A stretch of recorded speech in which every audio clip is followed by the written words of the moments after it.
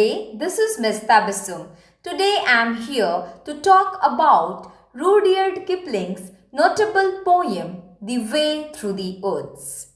So let's get started.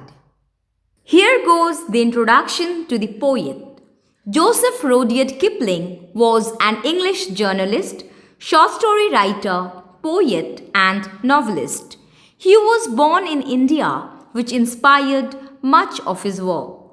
Kipling's works of fiction include The Jungle Book, Kim, The Second Jungle Book, The Seven Seas, Captain Courageous, The Day's Warp, Stocky and Company, Just So Stories, Traffics and Discoveries, Park of Books Hill, Actions and Reactions, Debits and Credits, Thy Servant a Dog, and Limits and Renewals, and many short stories, including The Man Who Would Be King. During the First World War, Kipling wrote some propaganda books. His collected poems appeared in 1933. Kipling was the recipient of many honorary degrees and other awards. In 1926, he received the Gold Medal of the Royal Society of Literature. He received the Nobel Prize for Literature in 1907. Here is the justification of the title of Rudyard Kipling's The Way Through the Woods. The Way Through the Woods is a poem that is filled with mystery. It has been speculated that the particular forest path that Kipling writes about had been the site of an unnatural death and had been closed down as a result of that. Perhaps Kipling had heard the local population telling such stories and been inspired to write a poem about the same, though there is no concrete evidence behind such a supposition. It's not entirely incredible to think that ghost stories could have got Kipling's creativity flowing. It describes a path through the woods that is overgrown with grass and shrubs and is closed by dense plants. But it also suggests that it still follows the route where the old path used to be. However, the speaker really never makes it clear as to what is truly happening in the woods. This poem shows the power of nature over man. It describes the struggle between man's creation and the nature's power of regrowth. They shut the road through the woods 70 years ago. Weather and rain have undone it again, and now you would never know. Here, the speaker says that the road through the woods was shut 70 years ago. It tells that a lot of time has passed and natural occurrences have undone it again. It means that the place where the road once existed has returned back to its prior to the formation of this road.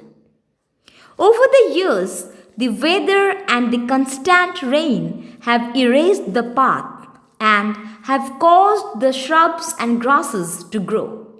Now, the path is showing no sign of a road as later, with enough time, the streets and sidewalks have been consumed by nature.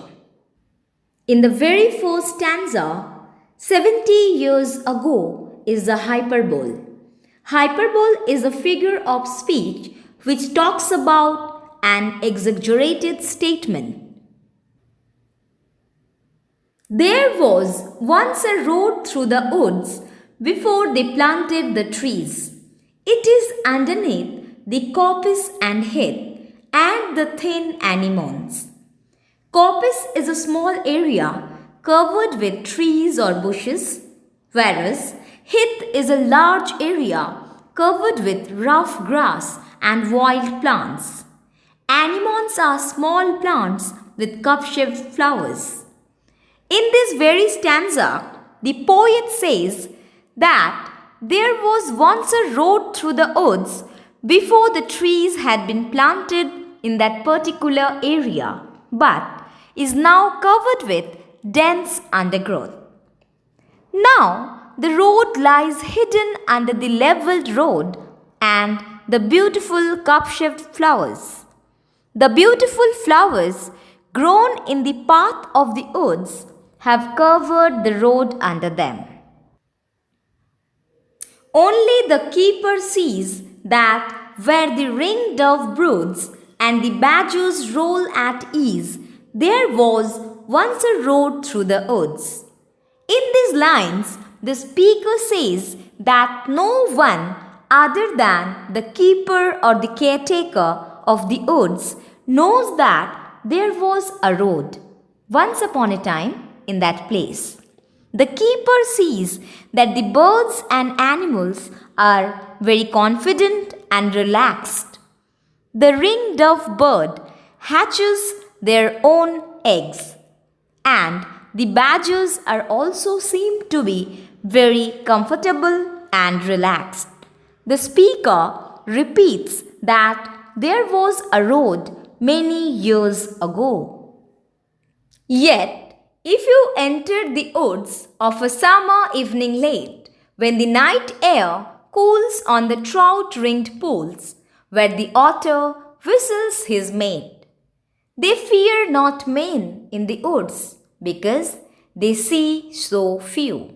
Here, the poet says that if one enters the wood on a late summer evening, they can see trout-ringed pools and otters whistling for their partner. Trouts are freshwater fish. The word trout-ringed pools imply that the fish are visible at the surface of the pool, although they are supposed to be deep inside the water. It seems that because people rarely come to the woods, the fish have been unchecked, and thus these pools are plenty of fish. The otters, which are very fascinating mammals, calls for their partners by whistling. They are not afraid of human being because very few people enter the woods. The animals here live a very carefree life as they do not see any humans around and hence do not feel threatened. You will hear the beat of a horse's feet and the swish of a skirt in the dew, steadily cantering through the misty solitudes, as though they perfectly knew the old lost road through the woods. But there is no road through the woods.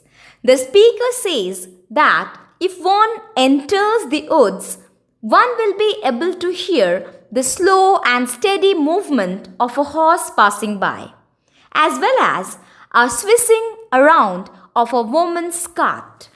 The trampling of a horse's hoofs can be heard, although the horse isn't physically present. Perhaps it is a ghost from the past when the road was used by men on horseback. The sound of the swish of skirt confirms that they move in very easy strides as if they perfectly knew where the road lay, even when a living person won't be able to distinguish it because it is no longer the road that could be traversed 70 years ago. When this poem was written, you could say it was about the industrialization with everyone moving towards the cities and forests and other areas left for Mother Nature to take care of. This poem uses nature very beautifully and describes how powerful it is for what it is. A beautiful place is created by nature and natural occurrences. The poet discusses this with very elegant words. while describing a road that he used to travel before it finally got shut down. Answer the questions briefly. Number 1. According to the poet, who could see where the road once lay? Answer. The keeper of the woods could see where the road once lay. Second. When did the air cool the pool filled with fish? Answer. The air cools the pool filled with fish in the night. Third. Why did the otter not afraid of men? Answer. The otter was not afraid of men because there were very few men in the forest. Fourth. What creatures were seen and heard in the forest? Answer. Otters and horses were seen and heard in the forest. Think and answer the questions. First, do you think all the sounds in the woods were for real? Why or why not? Answer. No, the sounds are just a figment of the poet's imagination as he is trying to recall the old times gone by. Second, do you think there is a mystery in the poem?